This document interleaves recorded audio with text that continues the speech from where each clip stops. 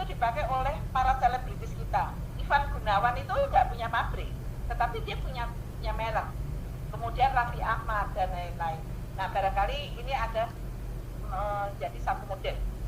Nah, kemudian kalau kita lihat, saya kalau tahapan desain produk ini sudah disampaikan di beberapa ini, kita bagaimana mengidentifikasi kebutuhan sampai kepada closing, kemudian PEFD dan lain-lain sampai menjadi feasibility study.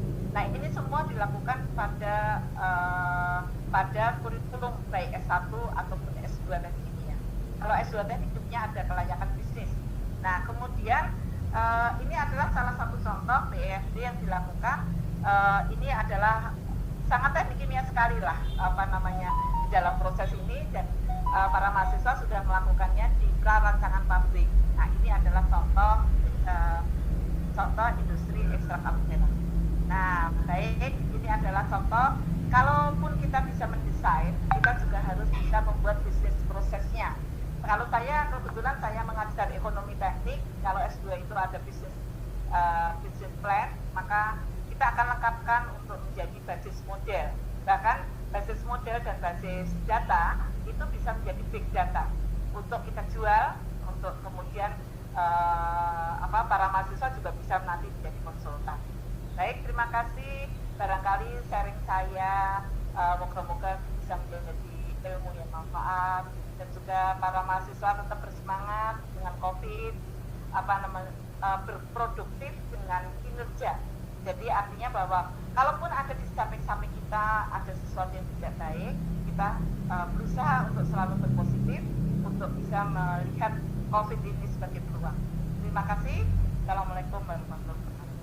Waalaikumsalam warahmatullahi wabarakatuh.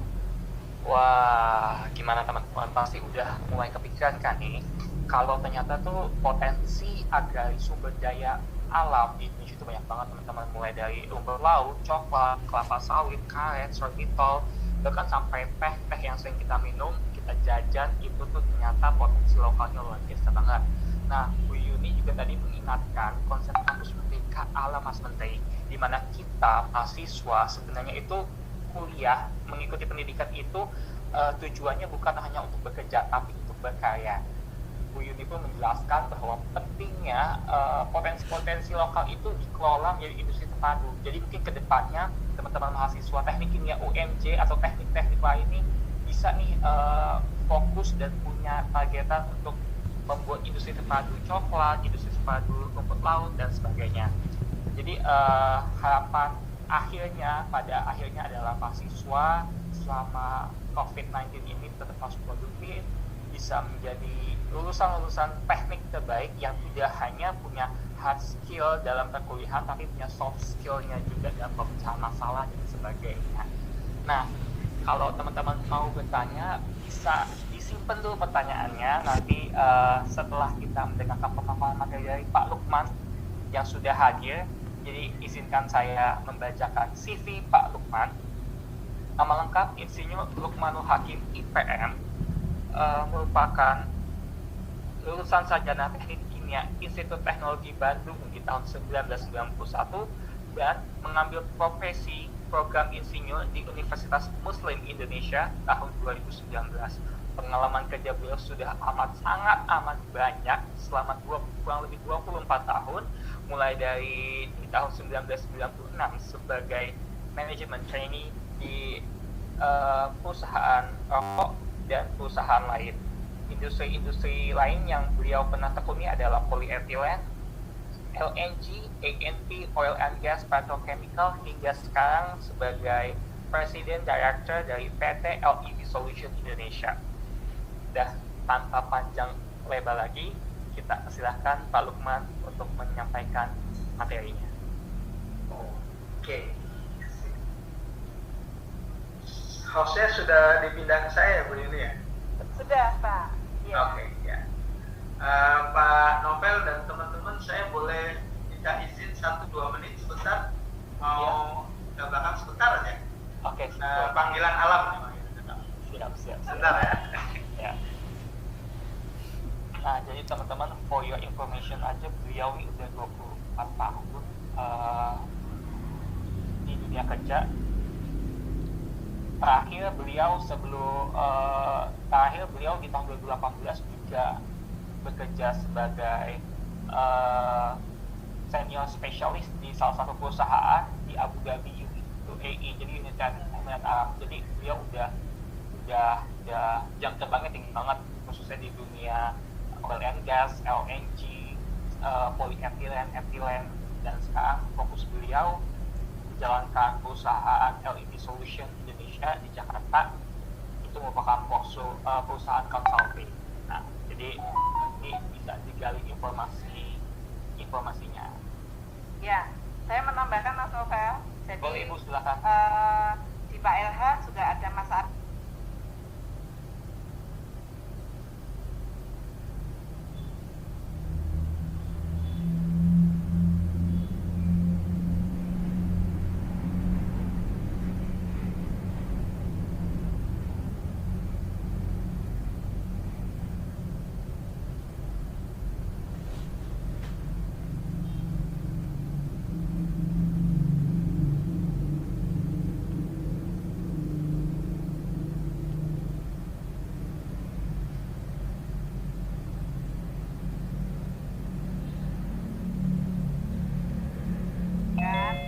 kemudian nanti akan bisa bersama-sama untuk sharing ataupun ilmu. Jadi S2 teknik kimia cukup banyak yang bisa ISIS dan lain-lain, jadi supaya lebih murah.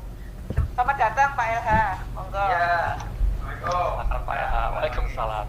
Ya, saya bisa langsung nih ya. Boleh Pak, silakan. Kalau gitu saya share dulu. Ya. Apakah screen saya sudah kelihatan? Sudah Bapak. Kelihatan ya? Aman Pak, aman. Ya, aman. Oke, Assalamualaikum warahmatullahi wabarakatuh. Teman-teman sekalian, pertama-tama saya terus terang mengucapkan terima kasih banyak ya, dan juga apresiasi kepada teman-teman panitia nih, terutama semua teman-teman panitia, saya nggak bisa sebutkan satu-satu, atas semangatnya gitu ya, semangat untuk berorganisasi gitu ya, semangat berorganisasi, semangat untuk memberi manfaat baik kepada sesama WMJ maupun di komunitas mahasiswa lainnya gitu. Karena hal itu nanti sebenarnya bekal utama teman-teman nanti pada saat teman-teman masuk ke dunia kerja setelah lulus itu, atau masuk ke dunia berkarya tadi kata Pak Mas Menteri tadi, itu bekal teman-teman yang pertama itu adalah aktivitas dalam organisasi. That's the only thing that we can sell to the market gitu ya, karena orang belum bisa melihat apa-apa yang kita deliver kecuali. Oke. Dan juga terima kasih alhamdulillah atas kepercayaan Bu Yuni dan juga teman-teman di UNJ lainnya yang selalu memberi kesempatan pada kita ya, bekerjasama dengan baik Solution maupun BKKBI di tempat saya dan Bu Yuni juga aktif di sana. Which is seperti yang Bu Yuni sering sampaikan, supaya hidup kita, aktivitas kita itu berkemanfaatan. Nah, itu kata-kata kunci yang selalu saya dengar itu dari Masya Allah, alhamdulillah. Bentar ya, ini saya soalnya sambil accept sambil aktif. Oke, teman-teman, saya masuk ke materi aja supaya menghemat waktu. Judul yang saya tampilkan di dalam materi ini sama dengan yang teman-teman minta di dalam objektif, yaitu peran insinyur dalam pemanfaatan industri 4.0 gitu ya. Artinya 4.0 itu maksudnya revolusi industri 4.0. Oke. Ini di sini saya tulis judulnya, judul seminar teman-teman tuh temanya adalah meningkatkan pola pikir dari budaya agraris ke budaya industri berlandaskan revolusi industri. Nah, terus terang pada saat saya pertama kali melihat judul ini, ada sedikit persepsi yang saya rasa perlu sama-sama kita sepakati di awal gitu. Nah, karena begitu membaca judul ini, saya merasa kok ada sedikit nuansa seolah-olah kalau kita ada di budaya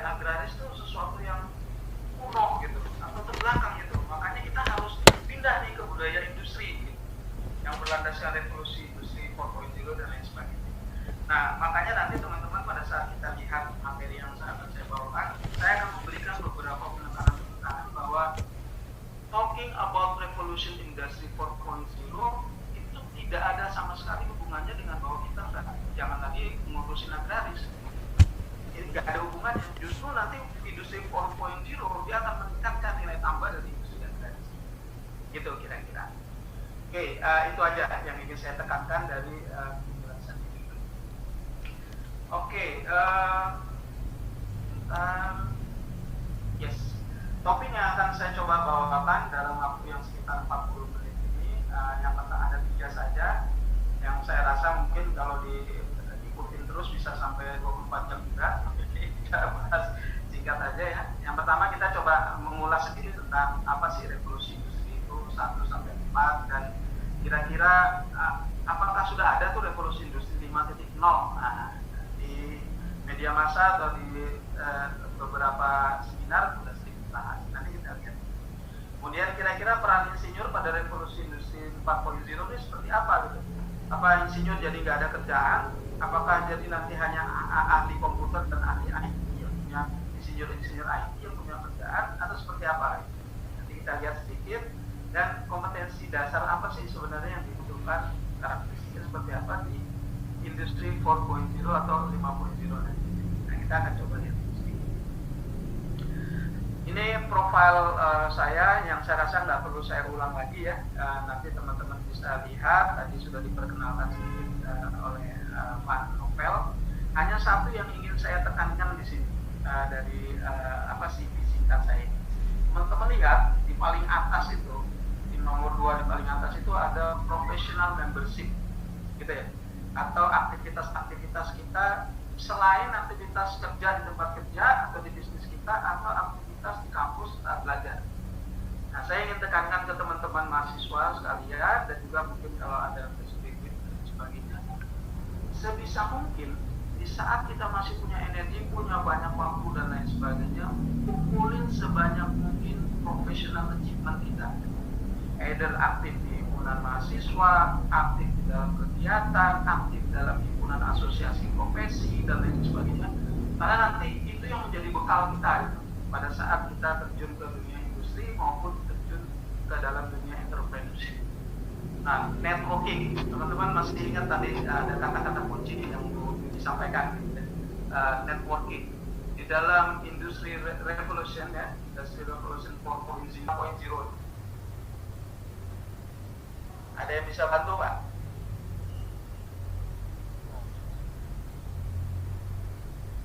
Bahan kimia apa yang paling berbahaya dalam konteks perspektif undang-undang, bukan yang sebenarnya materi gitu, tapi dalam bahasa undang-undang apa yang paling berbahaya? Bahan yang paling berbahaya itu adalah air. Air adalah satu-satunya materi bahan kimia yang ada diatur di level undang-undang. Teman-teman pernah mendengar undang-undang STIK, undang-undang pupus? Pernah nggak? Nah, nanti kalau teman-teman ada di industri pasti tahu. Jadi untuk uap air, pupus itu ada undang-undangnya. Itu gara-gara revolusi industri 1.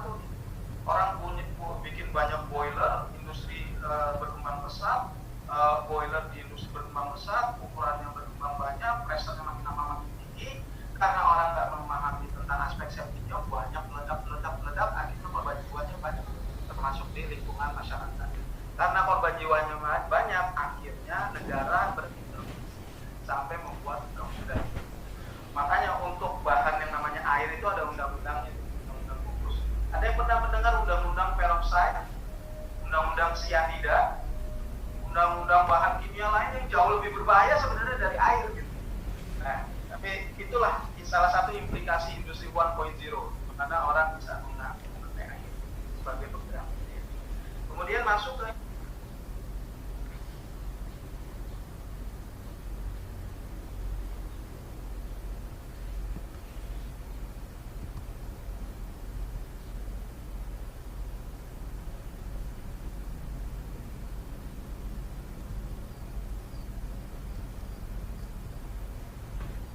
dalam konteks kehidupan masyarakat. Thomas Alva Edison ya, penemu lampu. Nah, jadi pada saat itu kalau begitu dia menemukan lampu, orang banyak membutuhkan penerangan dan lain sebagainya, maka industri listrik jadi berkembang sangat pesat. Yang tadinya orang nggak akan pikir tuh bikin kabel di sepanjang jalanan, sekarang jadi berkembang. Nah, itu terjadi revolusi industri. Nah, di revolusi industri ketiga ini mulai ada tuh komputer.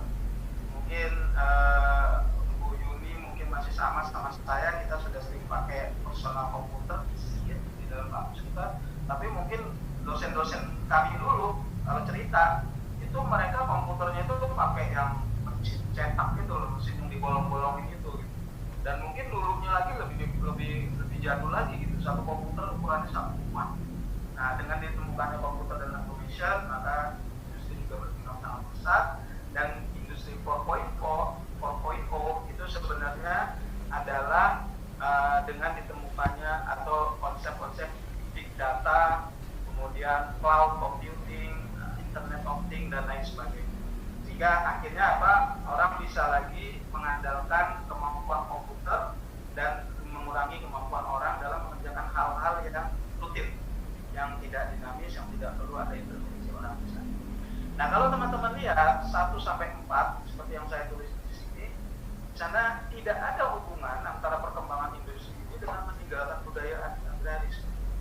Justru peningkatan dari 1-4 ini bisa menaikkan nilai tambah dari budaya agraris. Kalau tadi Bu Yuni sempat sampaikan kita punya banyak industri yang berbahan dasar dari kekayaan alam kita. Tapi yang kita tanya setelah penjelasan itu, apakah sekarang Indonesia dengan kekayaan alam, sumber daya alam agraris yang sangat berlimpah itu jadi leading, negara yang leading dalam konteks itu? Nyata belum gitu. Karena apa? Karena kita tidak memanfaatkan 3.0 dan 4.0 dalam pengelolaan kehidupan agraris kita gitu. Justru itu harusnya menjadi strong point kita, budaya agraris. Karena disitulah nilai salah satu, kalau teman-teman pernah mendengar istilah SWOT analisis ya, strength, weakness, opportunity, and threat. Nah, kekayaan agraria kita itu sebenarnya salah satu strength kita. Contoh teman-teman.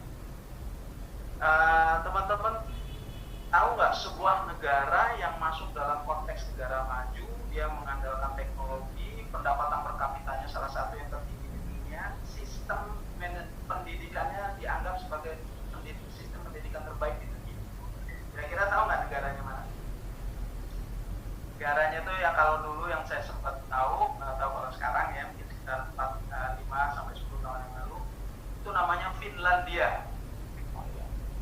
Finlandia itu dianggap negara yang sistem pendidikannya paling bagus di dunia, mulai dari pendidikan dasar sampai tinggi. Pendapatan utama Finlandia apa, teman-teman? Tahu nggak? Finlandia itu negara terjajah dulu sama Indonesia. Dia dijajah Rusia. Pendapatan pertama yang utama dia adalah dari kayu. Jadi bikin pensil, gitu-gitu ya. Itu pendapatan utama dia tuh dari kayu pinus. Mereka mulai agak sedikit teknologi, ke arah teknologi pada saat Nokia berjaya. Sebelum dihajar sama BlackBerry, Apple, Samsung, pada saat Nokia berjaya tuh Finlandia sempat punya alternatif income yang besar, yaitu dari industri IT, teknologi atau handphone. Oke, anyway itu salah satu contoh gitu ya, bahwa budaya agraris bisa sangat bermanfaat. Nah, yang jadi pertanyaan, apakah sudah terjadi itu industri 5.0?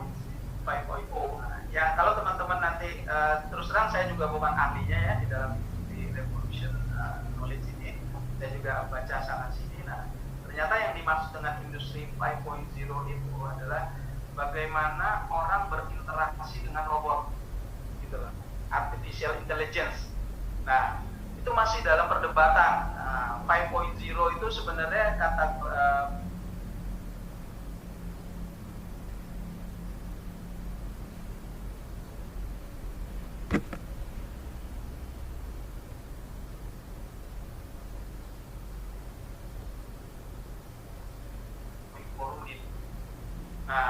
pembicara-pembicara dari Jepang memperkenalkan ini Society 5.0.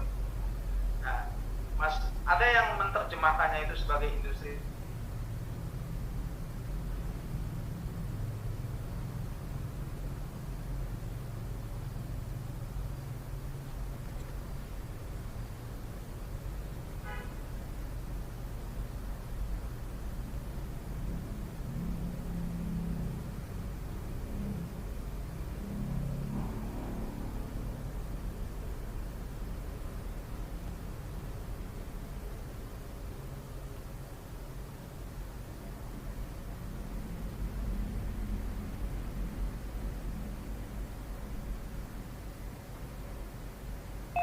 society plan.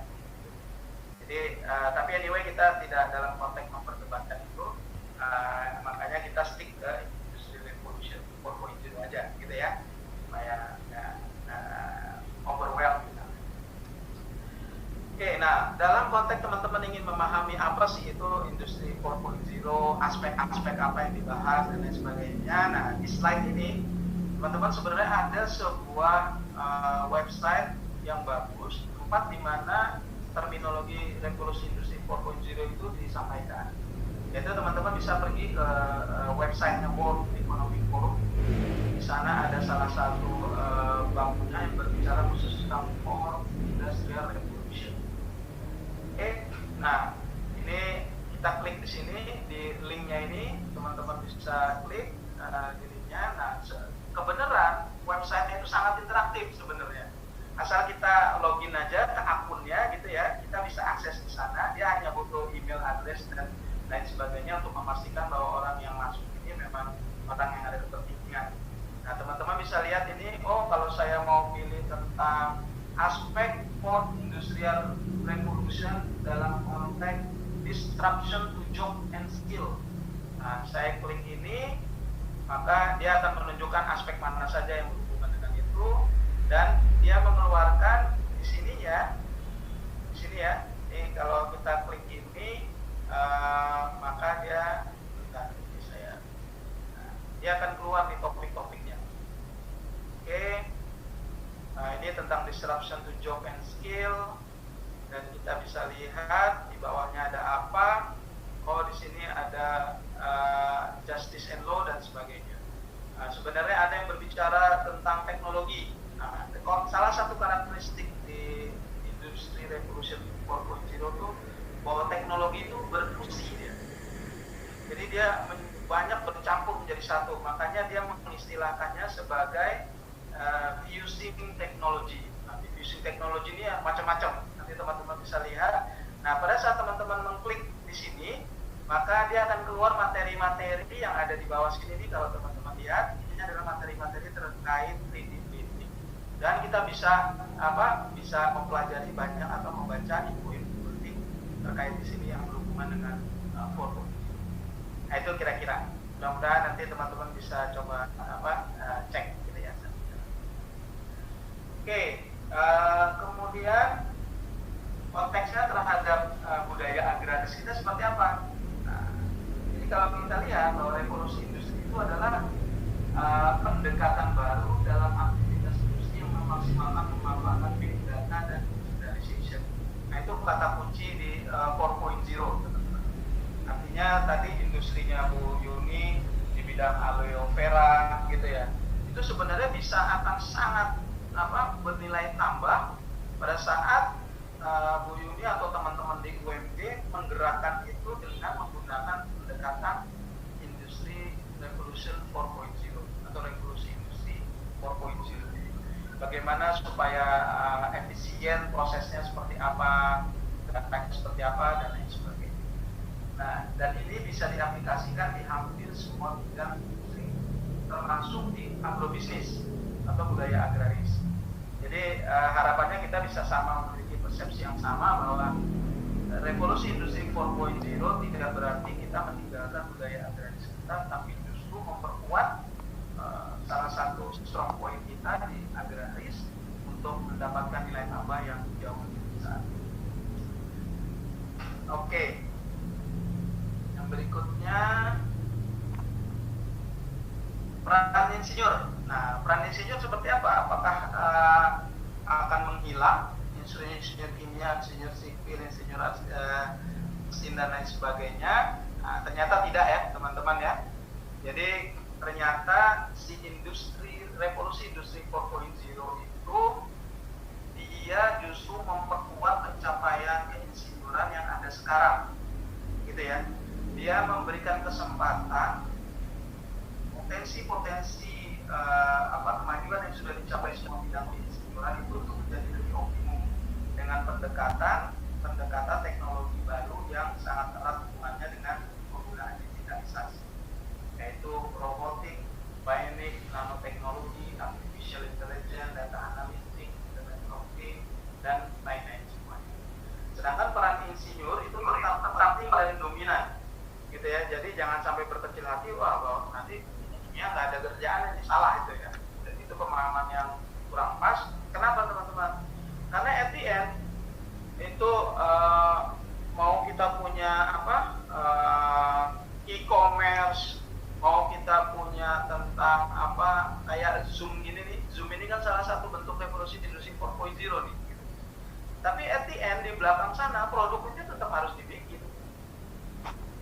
Ya nggak? Artinya kita nggak bisa mengharapkan hanya dengan ada internet terus bubuk aloe veranya ada tiba-tiba gitu. Dipasarkan melalui e-commerce, kemudian data-datanya diambil melalui internet dan lain sebagainya. Tapi mengharapkan tiba-tiba bubuk aloe veranya muncul. Nah, artinya tetap harus ada chemical engineer, mechanical engineer, civil engineer, electrical engineer yang membangun pabriknya, ya, produksi diminta itu.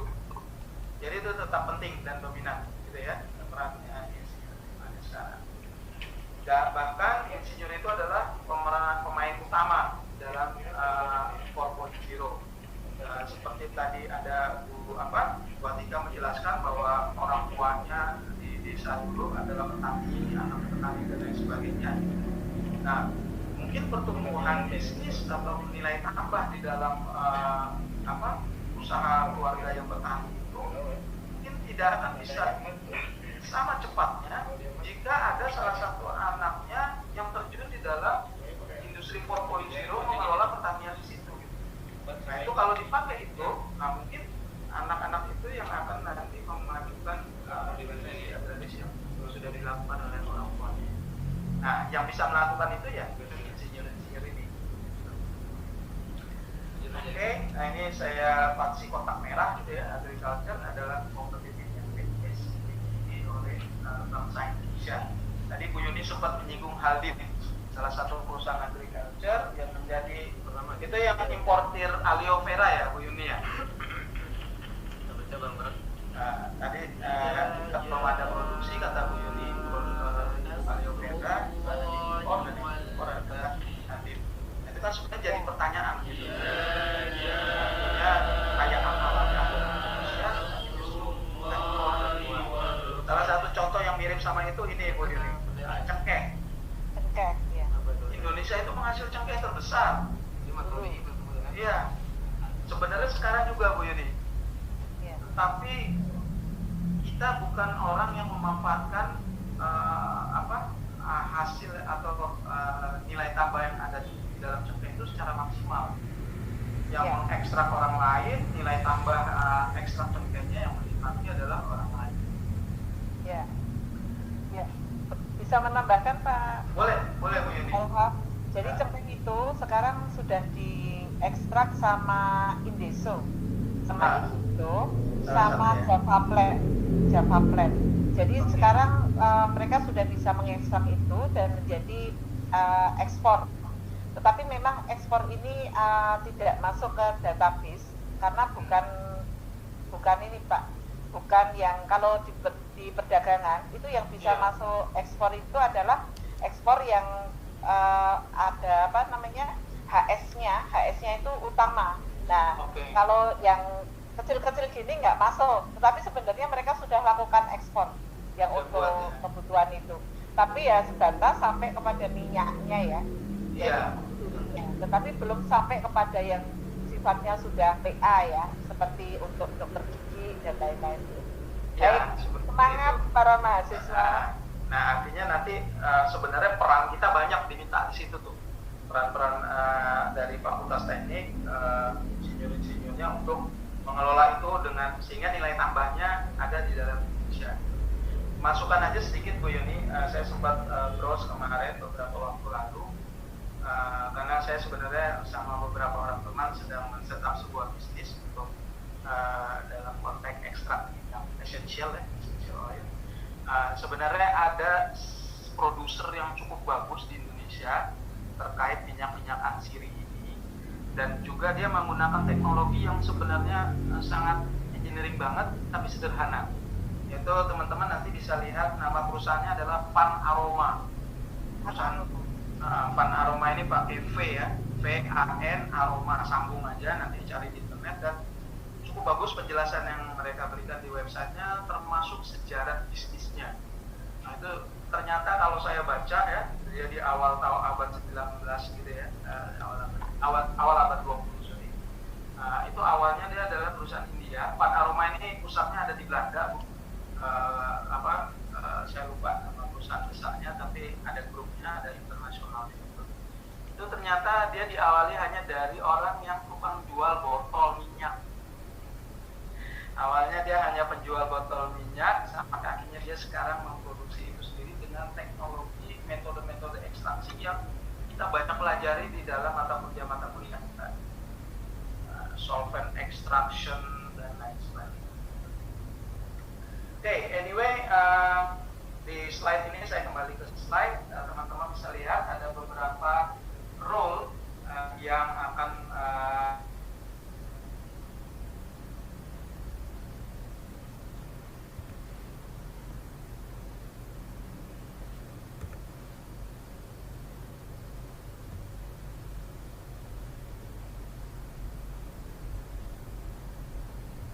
lihat ada di atas, on top of current roles they play. Artinya apa? Bahwa ini adalah bidang-bidang yang mungkin akan naik, akan trending, tapi bukan berarti bidang yang lain jadi nggak ada. Bukan. Bidang yang lain tetap ada, tapi dia dimaksimalkan nilainya dengan bidang-bidang lain berhubungan dengan revolusi. Oke, itu kira-kira ini contoh nih, contoh revolusi industri di bidang agraris. Gitu. By the way, teman-teman, kalau saya giniin, besar nggak di sana? Besar Pak. Jadi besar ya? Nah, Iya, cukup kelihatan. siap. Nah, ini yang pertama, paling kiri nih, teman-teman bisa lihat di internet nanti. Ini adalah perusahaan agrobisnis Indonesia. Dia menggunakan blockchain dan big data dalam menjalankan bisnis agrobisnisnya. Ini punyanya Pak Muhaimin Iqbal. Kalau teman-teman ada yang sering aktif di gerakan kembali ke dinar ya, Islamic Gold Dinar, Gerai Dinar. Nah, Pak Muhaimin Iqbal itu adalah foundernya, dan dia juga adalah founder After Oil. Nah, di sini nih secara jelas nih dia tulis nih, kalau teman-teman lihat di sini bahwa mereka menggunakan big data dan digitalization dalam bisnis. Kemudian yang kedua, ini adalah mesin penyemprot air kah, bersama vitaminnya kah, bersama antibiotik dan lain sebagainya, disinfektan dan lain sebagainya dalam pertanian ini. Dan dia tidak ada orang yang mengoperasikan di sini, dia hanya dioperasikan menggunakan GPS. Nah, ini menggunakan revolusi industri 4.0. Nah, seperti inilah bahwa dia digerakkan oleh sistem dan lain sebagainya, bukan lagi orang berkeliaran di sini. Kemudian ini hidroponik. Nah, tadi Bu Yuni cerita tentang hidroponik dan lain sebagainya. Nah, Udah ada. Udah. Nah, Sekarang udah punya hidroponik gitu. Mantap. Nah, di luar atau di contoh yang kita lihat ini, dia sudah pakai robot, Bu. Robot. Sudah pakai robot untuk menghidupkan hidroponiknya. Jadi teman-teman bisa lihat nilai tambah yang akan dia hasilkan. Kemudian ada banyak lagi, nanti teman-teman bisa lihat ya, seperti di sini dia menggunakan data Internet of Things dalam menghitung efisiensi bahan bakar mobil-mobilnya. Bagian mobil ini ada yang tidak ada orangnya nih, dia cuma bolak-balik sendiri aja, digunakan oleh KP atau komputer petaninya yang ada contoh dari penggunaan big data teman-teman di dalam pertanian. Jadi mereka taruh sensor-sensor, kalau yang selama ini sensor-sensor kita kenal ada di pabrik, maka mereka mengasosiasikan bahwa alam ini, tanah ini, tempat tanaman-tanaman tumbuh itu adalah sebuah processing plant. Gitu. Maka kalau saya taruh sensor-sensor di sana, saya bisa meningkatkan nilai tambahnya, bisa mengatur kondisinya secara efisien. Udah, dia kumpulin data, dan dari data itu bisa diolah. Itu untuk menghasilkan nilai tambah yang cukup besar. Teman-teman ada yang tahu perusahaan yang kerjaannya cuma jualan data dan asetnya jauh lebih besar dari APBN Indonesia? Itulah Amazon. Ya, jadi dia cuma bermain data, dia jualan data, teman-teman. Nah, itu salah satu karakteristik 4.0. Oke. Bukan berarti kita nggak bisa mengoptimalkan data yang ada di bidang insinyuran kita. Kita bisa mencari itu. Kita bisa mencari celah untuk membuat itu. Saya yakin mendengar cerita Bu Yuni dan juga melihat cerita-cerita tentang teknik kimia di UMJ, kita banyak mengembangkan teknologi tentang bioteknologi atau teknologi berbasis agraris gitu ya. Saya yakin itu mungkin kalau misalnya data-data ekstraksinya itu kita buat di dalam sebuah aplikasi yang ini loh, kalau ekstraksi aloe vera itu di aplikasi saya ini datanya lengkap, saya yakin itu bisa dijual tuh, karena pasti pelaku-pelaku industri yang baru mau memulai ininya, dia akan butuh data-data itu. Nah, data-data yang ada itu sebenarnya ada nilai. Oke, nah ini adalah contoh teman-teman bahwa kita bisa bergerak ke industri 4.0 dengan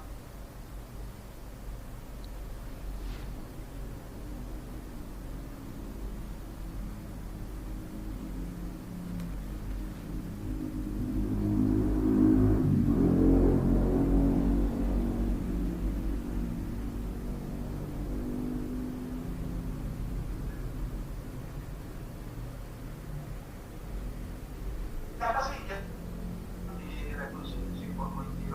Nah, pada intinya seperti yang saya tegaskan di dalam tulisan berwarna putih, ya kompetensi dasar insinyur yang saat ini tetap harus ada. Tetap harus ada orang yang punya kemampuan untuk mendesain pabrik, menghitung neraca massa, neraca energi, menghitung kekuatan struktur, mendesain mesinnya, bergeraknya dengan efisiensi yang tinggi, itu tetap harus ada. Hanya saja nanti ditambah dengan orang-orang yang memiliki kompetensi yang kuning-kuning ini kurang lebih. Ada big data, ada digitalization, ada kolaborasi multidisiplin, dan adaptif. Nah, ini kalau teman-teman lihat, ini adalah boleh dibilang, walaupun ini mungkin masih banyak yang lain, tapi menurut saya ini 4 skill yang kita harus miliki pada saat kita bergerak di dunia industri yang sudah masuk ke tahap revolusi 4.0.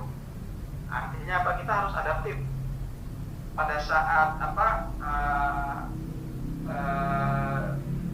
PBB-nya bermasalah, kita bisa langsung ke Zoom misalnya. Nah, itu contoh adaptif gitu ya. Nah, hal tersebut mungkin akan sulit kita lakukan kalau teman-teman yang ada di dalam seminar ini saat ini nggak pernah terbiasa dengan apa itu Zoom, apa itu telekonferensi dan lain sebagainya. Artinya apa? Kita sebenarnya secara tidak langsung sudah dipengaruhi oleh zaman kita bahwa kita ada di 4.0 nih. Jadi kalaupun kita nggak butuh itu, paling nggak kita ngerti. Jadi pada saat kita ada kebutuhan mendadak bisa dilakukan. Demikian juga dengan kolaborasi multidisiplin. Jadi teman-teman jangan lagi terpaku, karena saya lulusan teknik mesin, karena saya lulusan teknik kimia, maka saya cukup belajar teknik kimia atau teknik mesin aja.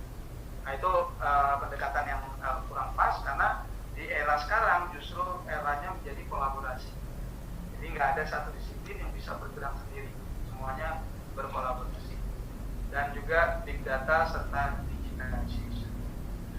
Teman-teman, sebelum kita pergi ke slide berikutnya, di sini ada big data, salah satu jargon yang sering kita dengar nih. Gitu. Kira-kira supaya big data itu bisa berfungsi, bisa memberi nilai tambah, apa dulu yang harus ada? Apa yang harus ada sebelum kita punya big data. Ini salah satu kenapa saya taruh ini sebagai salah satu kompetensi yang sebenarnya juga menjadi kompetensi dasar yang warna putih ini, yang harusnya kita semua yang ingin jadi seorang insinyur punya kompetensi. Sebelum kita punya big data, yang harus kita pastikan kita punya adalah ya datanya. Jadi kadang-kadang kita terobsesi digitalisasi, big data segala macam, padahal kita nggak pernah ngumpulin data gitu. Nah itu sebenarnya sebuah pendekatan yang agak sedikit awkward gitu ya. Kalau kita nggak punya data tapi ingin bermain data, akhirnya datanya dimanipulasi. Kayak dulu waktu penelitian, kalau saya tuh kadang-kadang saya sering memanipulasi data penelitian gitu. Enggak bercanda. Pak Novel udah ketawa-ketawa tuh. Mungkin sama pengalamannya Bu. Jadi penelitiannya masih 2 hari, laporannya udah jadi. Oke, tapi at the end yang ingin saya tekankan di sini adalah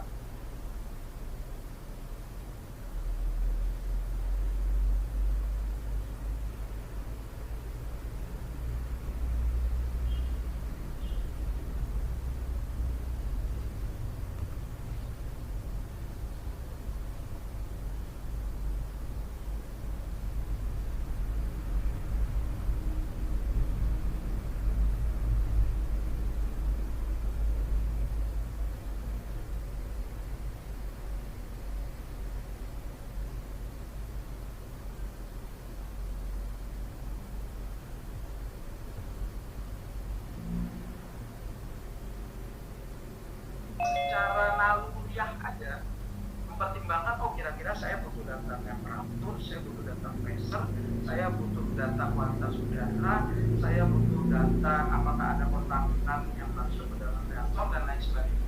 Nah ini saya harus ambil dulu, bahwa nanti akan kurang data ada segala macam bisa kita cari, tapi yang pasti secara umum first pass-nya kita sudah bisa mengumpulkan data.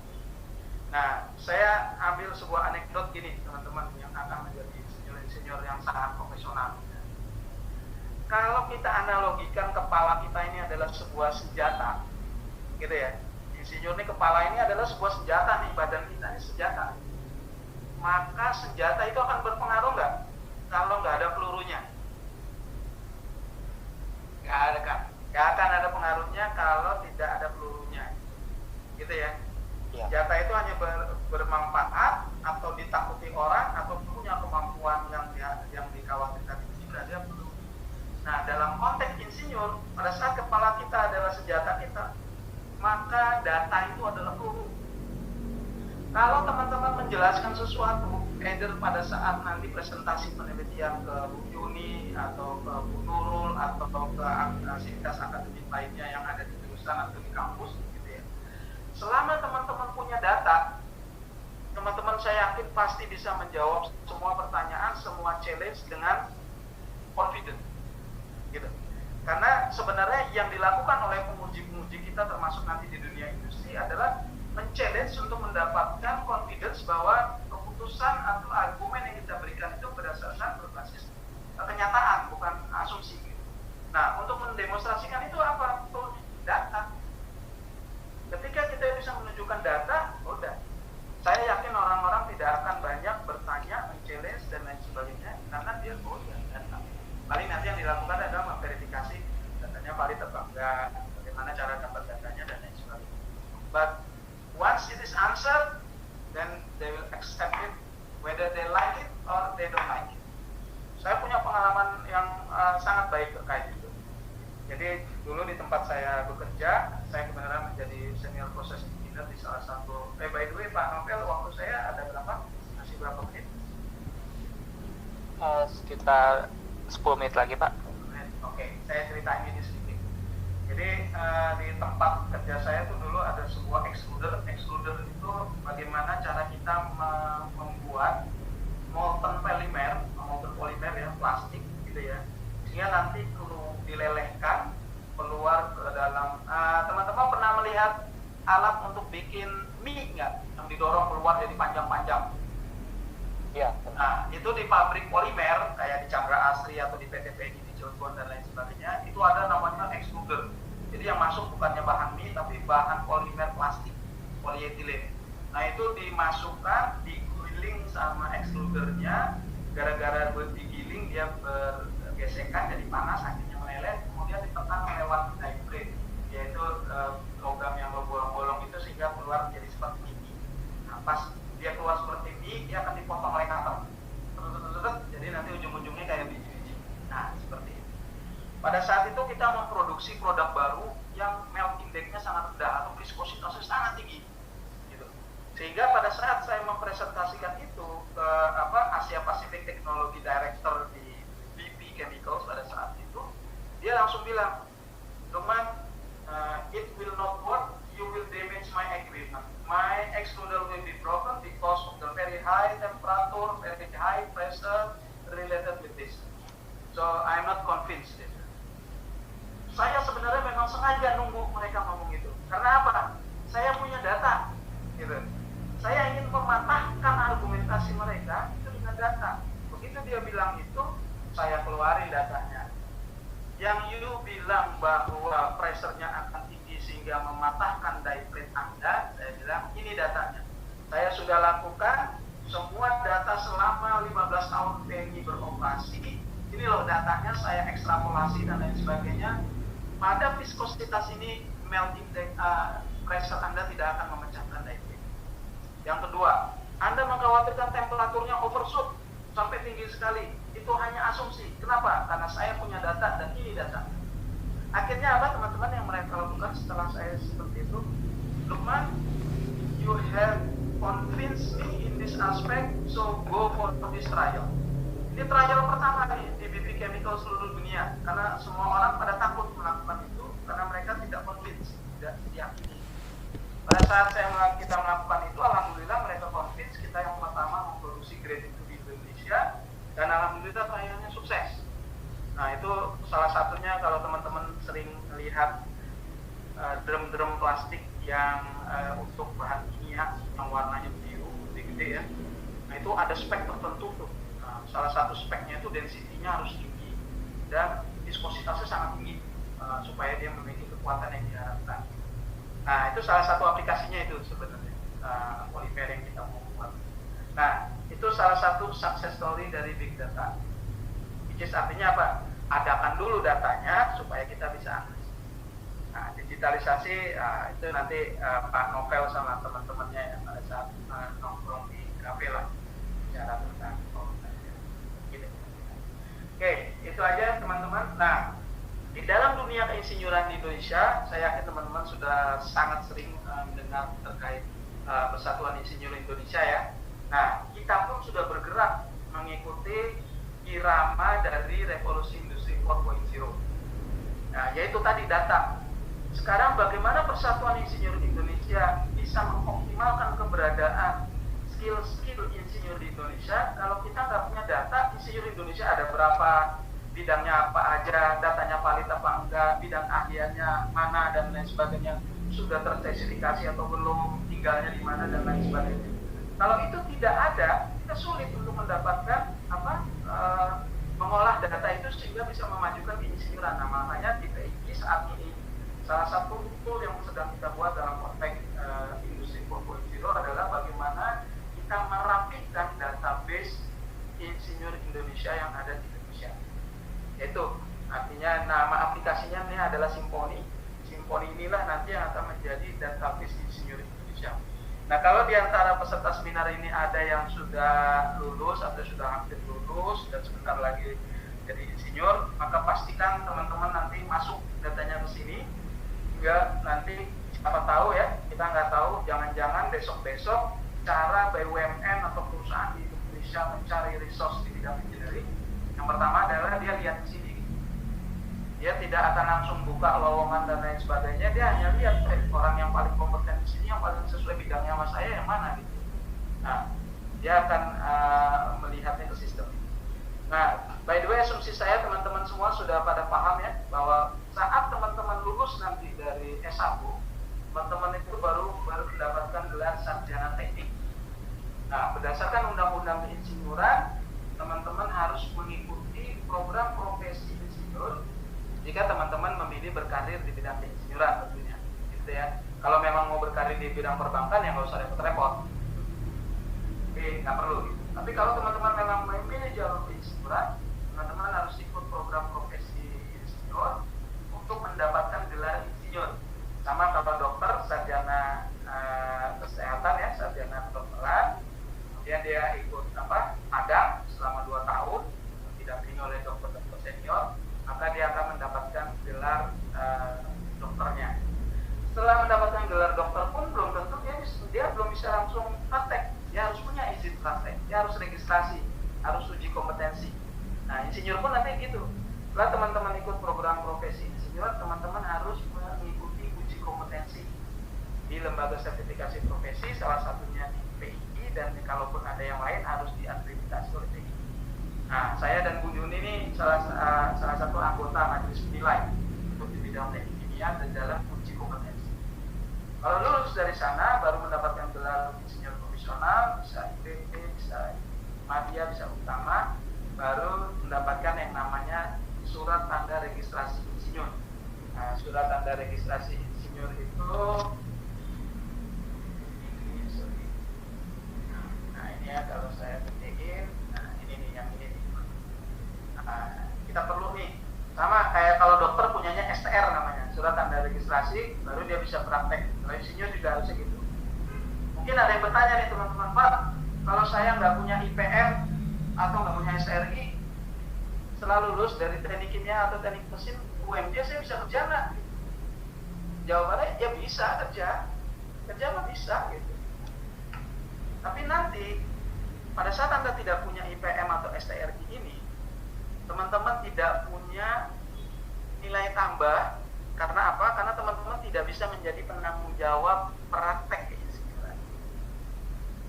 Nah, orang-orang yang bisa menjadi penanggung jawab praktek keinsinyuran itu harus punya STRI, harus punya IPM atau IPI dan lain sebagainya. Nah, kalau teman-teman nggak punya itu ya selamat cukup menjadi junior engineer sepanjang masa. Karena ujung-ujungnya ngapain juga perusahaan mempromosikan kita menjadi senior engineer kalau sebenarnya tanda tangan kita nggak laku, kita belum diakuin gitu. Oke. 2 menit lagi ya, Pak Novel ya. Oke. Nah, kesimpulannya adalah yang ingin saya sampaikan ke teman-teman bahwa revolusi industri 4.0 itu tidak bertentangan dengan budaya agraris, tapi justru sebaliknya, industri 4.0 budaya agraris bisa menjadi semakin berdaya dan bernilai tambah yang lebih besar. Gitu ya. Kemudian revolusi industri adalah pendekatan baru dalam aktivitas yang memanfaatkan big data dan digitalization. Tapi yang harus kita pastikan bahwa kita punya dulu datanya agar kita bisa mengelola dengan baik. Dan peran insinyur tetap penting dan dominan karena apa? Ujung-ujungnya produknya tetap harus ada. Jadi orang punya toko online, it's okay, tapi at the end perlu ada barang yang harus diperjualbelikan, gitu ya. Gitu. Kalau dari dalam pandangan Islam gimana? Jual beli tapi nggak ada barangnya, gitu.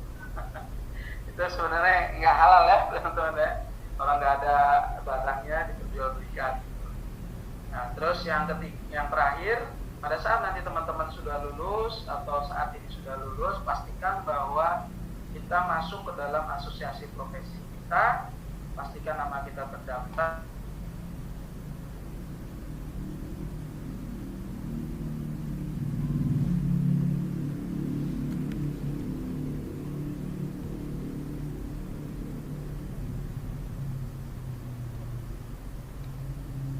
Mohon maaf atau kurang jelas karena mungkin waktunya juga sangat terbatas gitu ya. Tapi anyway, mudah-mudahan bermanfaat teman-teman sekalian. Mohon maaf nih Bu Yuni, saya belum sempat jadi men-share tentang pengalaman mendirikan bisnis dan lain sebagainya. Tapi kalau memang waktunya nanti ada, kita bisa diskusikan. Terima kasih. Baik, terima kasih Pak Lukman. Oke, teman-teman yang ingin bertanya bisa langsung chat dengan konsep pertama. Step ingin bertanya kepada siapa? Nah, tadi Pak Lukman juga udah menjelaskan kesimpulan dari pemaparan materinya pada hari ini, di mana sebenarnya tujuan adanya industri 4.0 ini tidak akan berbenturan dengan budaya agraris, potensi-potensi lokal Indonesia. Justru dengan adanya Industrial Revolution 4.0 ini bisa meningkatkan kinerja insinyur supaya bisa tetap bertahan nih industri agrarisnya. Dan poin-poin penting yang tadi Pak Lukman sampaikan juga jangan lupa kita sebagai calon insinyur punya kompetensi big data, digitalization, kolaborasi multidisiplin, karena ini penting banget teman-teman, serta adaptif, karena insinyur yang kurang adaptif mungkin kurang bisa bekerja sama dengan tim. Dan informasi penting lainnya yang Pak Lukman sampaikan supaya kita bisa branding diri kita, menaikkan nilai jual kita ya, kita harus bisa kalau kesempatan ikut profesi insinyur Pak ya, program keprofesian insinyur, dan mendaftarkan diri kita semuanya di Simponi TII. Oke, gimana teman-teman? Ada yang ingin bertanya tidak? Atau materi ini sudah jelas banget nih? Karena nanti juga ada voucher dari Bu Yuni nih, teman-teman. Ada 3 voucher. Ya, 3 penanya pertama dapat voucher. Nanti kalau masih ada kesempatan sedikit lagi, Pak Lukman bisa memberikan sharing pengalaman Pak. Kenapa dari Abu Dhabi udah muter-muter terus jadi pengusaha sekarang. Ya, dan menjadi memotivasi kita bersama bahwa insinyur teknik kimia itu bisa gitu. Ya, silakan. Siapa yang mau bertanya? Vouchernya nanti saya kasihkan ke Mbak Safira. Oke, udah ada 3 ini Ibu yang mau bertanya. Bisa kita mulai dengan Ade Nurul Hidayat. Iya, terima kasih Mas. Nama saya Ade Nurul Hidayat, ya mungkin Bu Yuni udah tahu. Ya, jadi saya dari mahasiswa Magister Teknik Kimia. Saya mau bertanya tentang produk sabun. Jadi kemarin saya sudah buat sabun kayak clear soap gitu. Nah di situ bahan yang saya pakai itu ada propylene glycol, sorbitol, sama alkohol untuk menjernihkan sabun itu. Nah pertanyaan saya, bahan-bahan baku itu kira-kira maksudnya memang sudah ada di Indonesia atau mengambil dari luar gitu. Kalau misalkan mengambil dari luar, kira-kira gimana ya untuk mencari harga yang relatif murah gitu untuk mendapatkan. Jadi kan biasanya kan kalau di industri manufacturing kan dia mengambil barang dari luar. Nah itu bagi wirausaha baru seperti saya gitu, kalau mau misalkan mau buat menjadi, maksudnya bahan bakunya itu murah, itu harus seperti apa? Apakah harus membeli bahan dari luar atau memang sudah ada di Indonesia gitu? Nah kalau misalkan ada di Indonesia boleh di-share. Terus yang pertanyaan kedua, kan sabunnya saya sudah jadi nih. Nah setelah saya cari tahu dari teman saya yang dari kerja di BPOM, kita harus pertama membuat dulu surat CV dulu kalau nggak salah, CV dan selanjutnya. Nah gimana tuh langkah-langkahnya untuk menjadikan produk itu mendapatkan ya minimal BPOM lah, nomor untuk agar laku di pasaran. Ya mungkin itu yang paling. Terima kasih. Oke, terima kasih. Disimpan dulu kali Bu Yuni ya, kita supaya tidak pertanyaan. Pertanyaan kedua dari saudari Anissa Setiawan. Silakan Anissa Setiawan.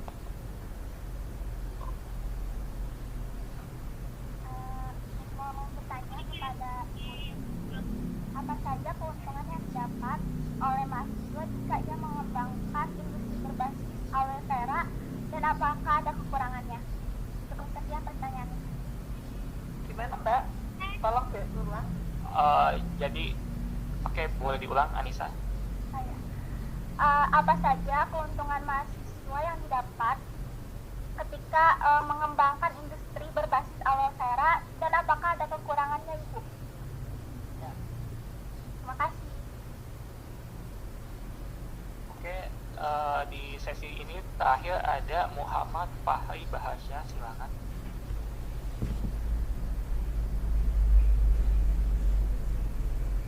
Masih di mute mas, suaranya mas.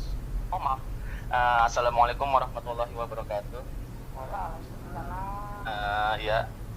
Saya Fahri dari Teknik Elektro ya Bu ya. Saya ingin bertanya kepada Ibu Yuni. Ini kan jadi, tapi ini sebenarnya agak terlalu merepet ke masalah teknik kimia, ya lebih ke umum ya.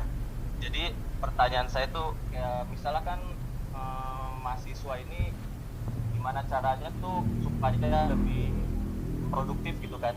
Nah, di apa sih namanya, kayak dunia apa ya, kayak universitas di luar gitu kan biasanya mereka suka banyak penelitian kayak gitu kan ya, sedangkan kalau di kita itu belajar itu, kuliah itu kayak cuma kayak sekolah gitu kan ya. Nah itulah yang salah satu penyebab kenapa Indonesia ini kurang maju lah dalam perkembangan ipteknya gitu kan. Nah juga kalau yang biasa kalau kuliah itu kan ada yang namanya PKM nih, ya kan biasa ada PKM gitu kan.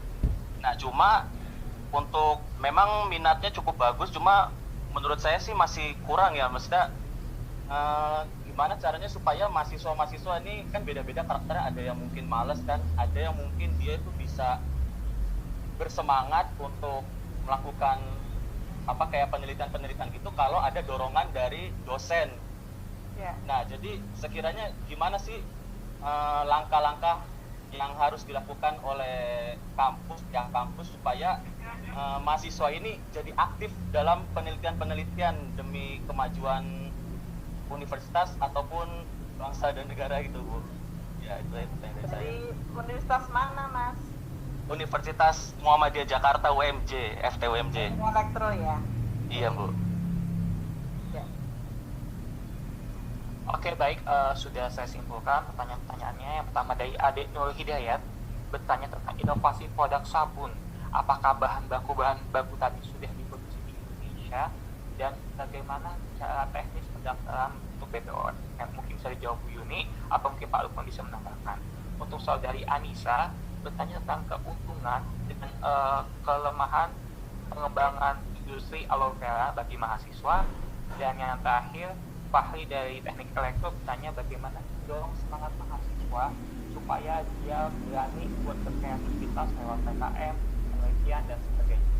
Dan mungkin tambahan buat Pak Lukman sih Pak, saya mau tanya nih Pak, ada beberapa pernyataan di media sosial tentang sebenarnya Indonesia itu kekurangan insinyur kah, atau memang insinyurnya sudah ada cuma kompetensinya belum mumpuni, makanya banyak banget SDM keinsinyuran dari luar negeri yang datang ke Indonesia. Seperti itu sih Pak. Ya, oke. Silakan Bu Yuni. Ya, baik. Alhamdulillah berarti yang 3 dapat voucher ya. Ade, Anissa dan ini nanti menghubungi Mbak Safira aja. Saya akan transfer ke Mbak Safira. Baik, yang pertama kali Mas Ade udah bikin sabun. Tetapi sekali lagi perlu dilihat kalau sabun itu akan diedarkan secara luas, maka harus mempunyai izin FD. Nah itulah yang mahal. Nah kalau dari sisi formula sebenarnya sabun itu memang banyak sekali yang menggunakan produk-produk yang masih impor. Jadi kayak ini ada yang berupa impor, tetapi sorbitol sudah produk Indonesia. Nah, untuk mensiasati itu, nanti Mas Ade bisa saya bantu untuk ke IKM kita. Jadi IKM kita punya namanya ISMEA yang produksi sabun Mas Ade. Nanti bisa sharing di sana untuk bisa bahkan bisa bisa bertukar pikiran dengan kita. Dan kita sudah ada beberapa yang kita usikan formulanya. Tapi sekali lagi Mas Ade, kalau misalnya itu belum bisa untuk kalangan luas, maka bisa dikembangkan untuk kalangan sendiri. Tetapi harus ditulisin untuk kalangan sendiri. Misalnya Mas Ade punya SMK kan, kemudian dipakai untuk kewirausahaan, digunakan untuk internal SMK tersebut, itu bisa. Tetapi kalau untuk dijual, maka harus pakai izin di BPOM MD yang cukup mahal. Nah makanya jangan sampai nanti ditangkap karena pernah ada orang IKN Sabun yang dia ditangkap itu gara-gara dia tidak punya izin edar. Nah makanya nanti saya perlu perkenalkan Mas Ade ini adalah mahasiswa S2 Teknik Kimia yang profesinya adalah guru. Alhamdulillah beliau sebentar lagi akan lulus semester ini jadi menjadi Master COVID-19. Dan Mas Ade sudah melakukan penelitian namanya Nata de Coco menjadi sound analyzer. Jadi dengan sound analyzer nanti akan menjadi peredam suara. Nah pembimbingnya nanti Mas Fahri itu pembimbingnya saya dengan Pak Budianto, dosennya Mas Fahri toh. Nah Iya, itu dan alhamdulillah Mas Ade sudah masuk ke jurnal internasional Scopus. Jadi Mas Ade sudah punya karya, jadi nanti bisa untuk pengembangan karir ke depan sudah alhamdulillah semua master teknik kimia itu mempunyai platform untuk jurnal terakreditasi dan jurnal internasional Scopus. Nah kemudian yang kedua Mbak Anissa nanti ini kebetulan dari universitas mana ya Mbak ya? Halo Mbak Anissa dari universitas mana? Dari UMJ itu Bu. UMJ. Oh dari UMJ juga. Waduh UMJ semua. Nah Mbak Anissa mungkin saya bisa sharing pada saat mahasiswa mengembangkan bersama dosen untuk melakukan penelitian, maka sebenarnya ada banyak keuntungan dari mahasiswa tersebut. Yang pertama kali adalah bisa untuk mengisi yang namanya SKPI atau sebagai soft skill tambahan. Misalnya dia dapat penghargaan best paper, kemudian dapat penghargaan jurnal internasional dan lain-lain. Nah kebetulan saya sendiri punya namanya grup riset. Grup riset itu Bu Ratri itu punya grup riset. Jadi biasanya saya sama Bu Ratri itu dan teman-teman di teknik kimia itu kita sharing. Dan sharing itu tidak hanya sharing secara kata-kata ya, tetapi sharingnya itu adalah kita sampai paling tidak pembiayaan daripada penelitian dan pembiayaan dari pengujian itu bisa kita support. Kita support dari mana? Kita support dari hibah kita ataupun kita support dari beberapa kerjasama dengan industri. Ada keuntungan untuk mahasiswa berpartisipasi di dalam proses ini adalah satu tadi memperkaya CV. Jadi CV-nya mahasiswa tadi sudah disampaikan oleh Pak Lukman. Pada saat wawancara tentu ditanya apa sih yang kamu gunakan, apa yang kamu kerjakan di kampus, apakah hanya pulang pergi kampus dan seterusnya. Tetapi kalau misalnya dia bisa berkata saya pernah menjadi pemenang untuk ini, saya pernah untuk menjadi asisten laboratorium untuk ini dan seterusnya, itu akan keren gitu. Nah inilah memperkaya kita semua para mahasiswa. Jadi termasuk saat ini menjadi panitia dari Mooners itu adalah merupakan hal yang keren dalam proses untuk kehidupan mahasiswa. Jadi Mbak Anissa nanti selamat bergabung untuk menjadi tim daripada peneliti. Tadi saya juga sudah sampaikan bahwa mahasiswa itu nanti di Pak Nadiem, jadi Pak Menteri itu sudah merancang yang namanya Kampus Merdeka. Kampus Merdeka itu bisa diwujudkan saat mahasiswa menjadi asisten peneliti itu SKS-nya 20, tapi nanti kita lihat implementasinya di Fakultas Teknik ya. Kenapa? Karena teknik kimia mempunyai beberapa spesifikasi yang kita harus tetapkan. Kenapa? Karena kurikulum teknik kimia itu kan kebanyakan ada di semester 6, 7, 8. Nah, implementasinya bagaimana dalam proses ini? Saya pun sudah ketemu dengan UMI dan juga UNTIRTA khusus untuk teknik kimia ini bagaimana cara menyikapinya. Kenapa? Karena biasanya mahasiswa teknik kimia itu di tingkat atas, padahal arahan Pak Nadiem, alasan Pak Nadiem atau arahan Pak Nadiem itu 3 kampus 3 tahun ya kan di luar kampus gitu kan. Nah kita harus mengapresiasinya seperti apa. Nanti insya Allah segera kita laksanakan dan khusus untuk teknik kimia saya sudah berkoordinasi dengan beberapa kampus swasta, dengan UMI dan juga dengan UTIRTA dan juga dengan UMS untuk bisa bersama-sama semuanya untuk kepentingan dari mahasiswa. Nah kemudian yang ketiga, Mas Wakri ya, masih ditambahkan sama Pak Lukman. Jadi saya rasa kalau untuk di kampus kita ya, khususnya saya bicara ke teknik kimia ya Mas Safari ya. Kalau di teknik kimia kayaknya nggak ada itu anak nganggur itu harusnya. Kenapa? Karena kita itu punya namanya grup-grup penelitian. Grup-grup penelitian baik dosen muda ataupun dosen yang sudah senior biasanya mempunyai baik tugas ataupun ini yang sifatnya itu nanti boleh bertukar pikiran itu Mbak Mas Fahri sama anak-anak teknik kimia. Saya menurut pandangan saya anak teknik kimia itu nggak ada yang nganggur. Misalnya kayak saya ngajar TKM aja itu bisa mengeluarkan satu monogram, satu buku chapter itu tentang buku kumpulan tugas itu bisa menjadi buku ISBN sebenarnya. Nah itu barangkali yang nanti bisa dilakukan termasuk pada mata kuliah perekayasaan produk kimia itu bisa menjadi satu book chapter sendiri untuk kasus perekayasaan produk.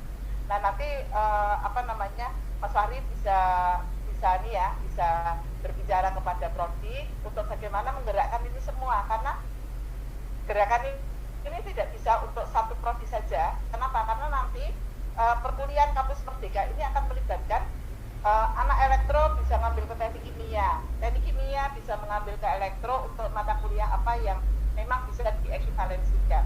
Jadi menurut saya nanti akan bagus ya kalau Pak tadi itu selalu mengatakan kita seperti jaring laba-laba punya networking, akhirnya semuanya akan naik.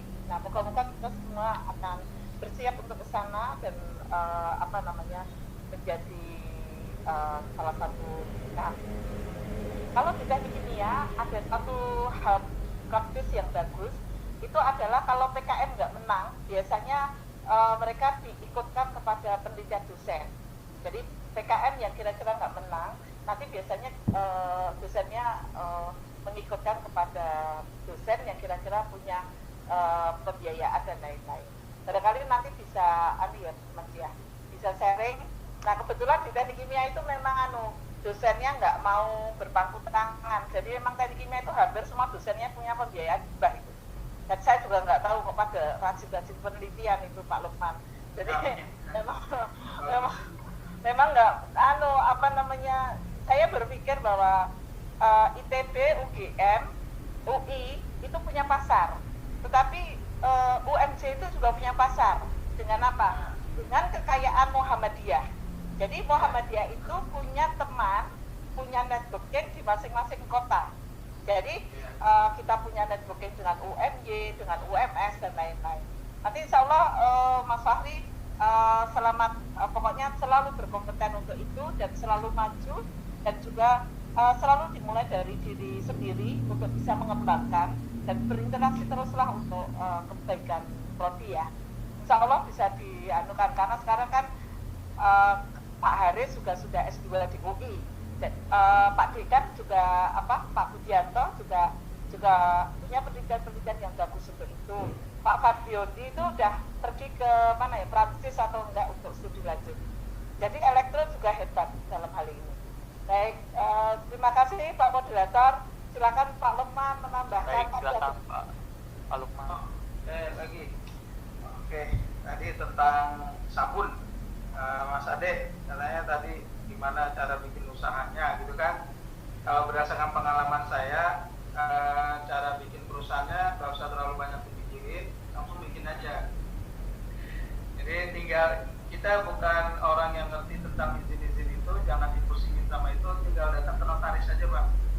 Notaris bilang, saya mau bikin perusahaan yang kerjaannya gini-gini.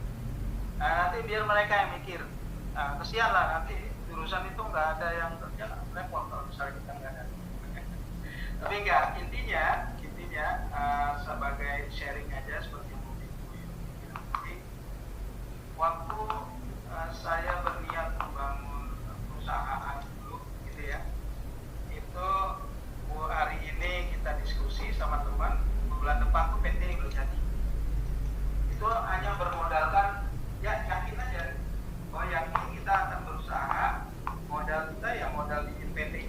laris taruh waktu itu sekitar 10 juta kan. Dari situ kita bisa bergerak bebas karena legalitas semuanya sudah ada. Saya sendiri nggak ngerti ngapa-ngapain, saya nggak ngerti cara bikin PT, bikin senyum lah apalah dulu gitu ya. Sekarang ngalamin aja. Jadi nanti begitu mentok baru kita selesaiin. Jadi pengalaman saya dalam menjalankan bisnis, ternyata jangan nunggu semuanya selesai, tapi jalanin aja dulu yang sudah bisa. Begitu mentok, ya selesai mentoknya. Oke, terus yang kedua tentang Mbak Ani tadi, manfaat mahasiswa, persis sekali yang Bu Yuni sampaikan tadi. Ya sebenarnya semua portofolio aktivitas kita selama kita kuliah maupun ekstrakurikuler di luar, itulah nanti yang akan menjadi bekal kita pada saat awal kita mau berkarir. Jadi semakin banyak semakin bagus. Cuman ini aja yang perlu saya ingatkan ke teman-teman, sering-seringlah menulis. Jadi kita harus punya buktinya gitu, evidence-nya itu supaya bisa ditampilkan. Terus nah ini tadi ada pertanyaan dari Novel nih ya, benar nggak sih Indonesia kurang insinyur gitu? Nah itu sebenarnya permasalahan yang muncul karena nggak ada database yang ready to use itu, Novel. Tadi ini kalau saya share lagi ya, saya share screen. Nah, teman-teman masih ingat tadi ya saya jelasin ini gitu ya. Nah, sebenarnya pertanyaan Pak Novel itu muncul karena saat ini data ini belum ada gitu. Nah, sehingga terjadi kesimpang siuran dan lain sebagainya. Tapi secara kasat mata, kalau saya sih nggak begitu setuju kalau dibilang Indonesia itu kurang insinyur, gitu ya. Gitu ya. Artinya lulusan insinyur kita setiap tahun banyak dan lain sebagainya. Hanya mungkin kesempatan untuk insinyur itu berkontribusi, berpartisipasi itu yang masih kurang mendapat sorotan. Kenapa? Karena kita terus terang masih terjebak dalam paradigma bangsa terjajah, teman-teman, gitu ya. Artinya bangsa kita nih nggak mampu dan lain sebagainya. Itu saya alami sendiri soalnya. Jadi kalau secara jawaban aktualnya saya yakin berdasarkan pengalaman saya di luar negeri juga, saya sempat di Malaysia, saya sempat di Abu Dhabi, saya sempat di Singapura gitu ya. Artinya tenaga Indonesia itu kompeten gitu. Hanya kadang-kadang kalau di sini kita tidak begitu diakui karena ini kan bukan ekspatriat dan lain sebagainya. Hal-hal semacam itu masih ada. Nah, tapi memang datanya itu belum terkonsolidasi dengan baik, sehingga sulit untuk mengatakan itu benar atau tidak. Ya saya sih secara personal, saya salah satu orang yang nggak begitu setuju dengan banyaknya tenaga kerja asing masuk di Indonesia, gitu ya, termasuk dalam konteks insinyuran. Karena insinyur kita hebat-hebat Pak, bekerja di Abu Dhabi, bekerja di Malaysia, sel global solution itu kantor di Kuala Lumpur, dan itu banyak sekali insinyur Indonesia. Kenapa? Karena pada saat dia bekerja di tempat asing dia dihargai, paket remunerasi dia juga bagus. Tapi pada saat dia bekerja di perusahaan Indonesia, dia tidak diakui skillnya dan dihargai lebih murah daripada tenaga asing. Nah itu yang saya agak kurang setuju, dan itu yang sama-sama kita sedang perjuangkan sebenarnya melalui PII, ya, melalui standar layanan insinyur yang sedang digodok juga di dalam organisasi. Itu Pak. Tapi kalau secara politis dibilang kurang supaya orang bisa dimasukkan dan lain sebagainya, nah itu saya nggak berkompetensi jawab itu. Kira-kira itu. Oke. Ya. Baik. Oke. Wah, mantap banget nih teman-teman. Udah banyak ilmu yang bermanfaat banget nih buat kita nih sharing dan diskusi secara nasional pada hari ini. Karena sudah tidak ada yang bertanya lagi, mungkin pemaparan materi dicukupkan. Semoga menjadi pahala untuk narasumber dan kita semua. Terima kasih kepada Ibu Yuni dan Pak Lukman. Saya kembalikan ke Master of Ceremony. Silakan MC. Baik, terima kasih moderator. Tibalah kita pada penghujung acara pada hari ini. Mohon maaf kepada para pemateri moderator maupun peserta atas ketidaknyamannya karena terjadi kesalahan teknis. Semoga hal ini dapat menjadi pembelajaran panitia untuk selanjutnya. Terima kasih kepada para pemateri yang telah berkenan memberikan ilmu sekaligus meluangkan waktunya untuk memberikan materi pada acara hari ini. Terima kasih kepada moderator yang telah berkenan hadir untuk menyukseskan acara ini, dan pada rekan-rekan panitia dan peserta sekalian yang juga turut hadir dalam acara ini. Terima kasih pula telah menyempatkan waktunya dan hadir dalam acara ini. Baik, tidak lupa saya mengucapkan banyak terima kasih kepada Selfcare selaku sponsor yang telah mendukung dan membantu terselenggaranya